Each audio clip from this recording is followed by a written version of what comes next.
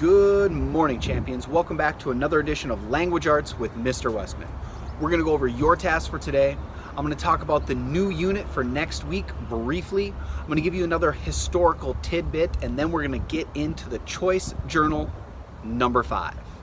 Your tasks and assignments for today are read for 20 minutes. Been saying that for about 4 weeks, so keep going on reading for 20 minutes a day, each and every day, friends. You need to watch these daily videos. They really help out in the long run. And then you need to complete your daily journal number 5. Remember, if you have all 5 of your daily journals in today, you receive all of the summative points for this unit. All right, friends, enough chit chat. Let's get into it. The Legend of Wawatosa Island. It was late in the moon of the harvest, one of those beautiful fall days that stretch out summer like a dog in the morning. The sun's rays were still warm, and the wind was crisp but brief. A young maiden from the nearby Wawatosa tribe was on the shore of what is now Shady Island, gathering the last grains of wild rice to help feed her people throughout the long, hard winter. Anawa, as her name is in this story, was very familiar with the waters of the Great Lake, as her family and tribe have utilized its bounties of fish, deer, rice, and maple syrup for countless generations. She knew every rabbit hide and fishing hole. She had explored every nook and cranny. But today, her mind was securely focused on the task at hand. So focused, she never saw the clouds on the horizon beginning to gather and froth like a rabid animal. Equally oblivious to the impending tempest was a young Wawatosa, newly apprenticed as a spiritual guide and medicine man for the tribe. He paddled a borrowed canoe slowly along the shore of what is now, and likely even then, called Enchanted Island. He was borrowing a canoe because he had never taken the time to make his own.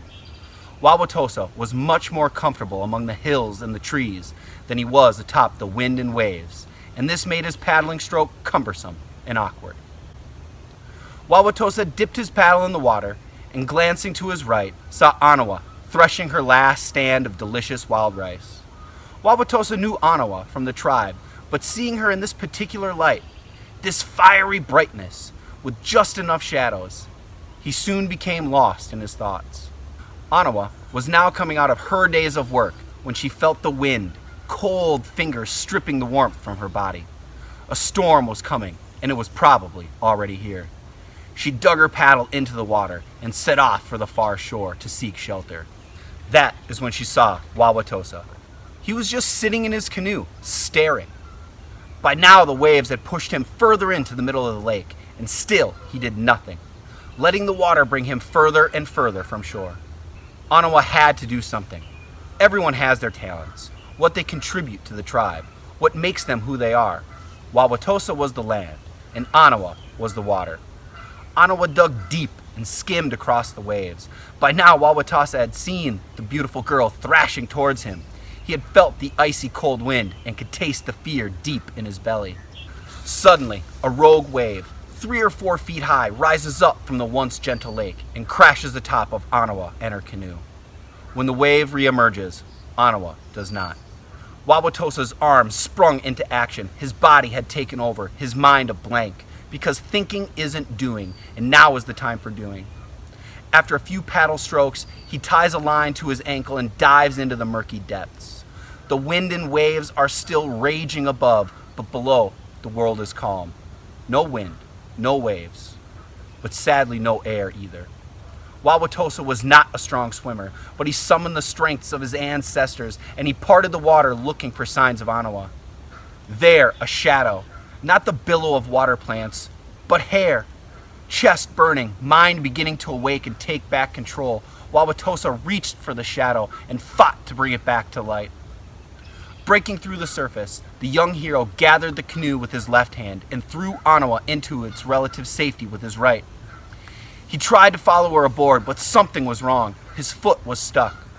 The rope that had kept him tethered to the surface was now keeping him pinned to the bottom.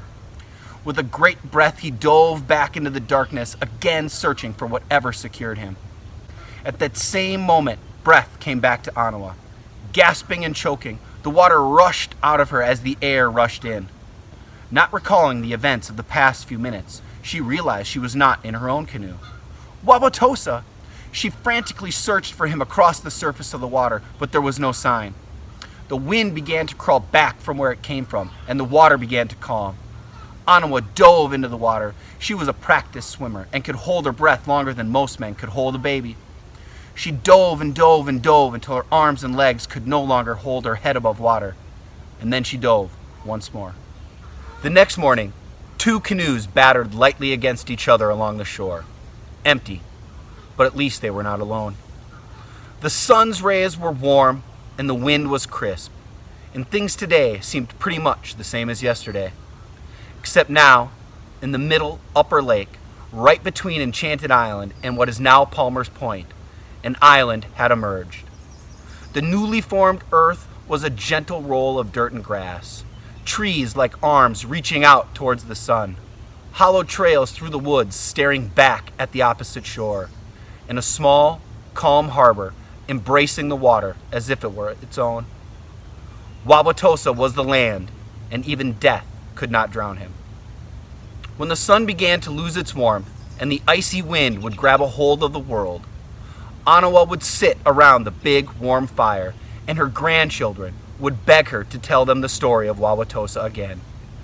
She would look out over the water lapping lovely against the shores of the island named in his honor, and she would tell the story again, just like I told you today. Today is Friday, and it's the final day for our daily journal unit. In these 10 days, you are asked to write 5 journal entries. If you successfully submit your 5 entries today, you will get the summative points for this unit.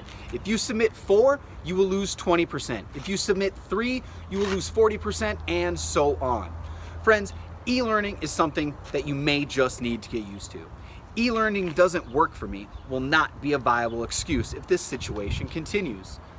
As 6th graders, you are slowly coming to the realization that the world was not made for you. You are starting to understand that, like Mr. Jimmy said, you can't always get what you want.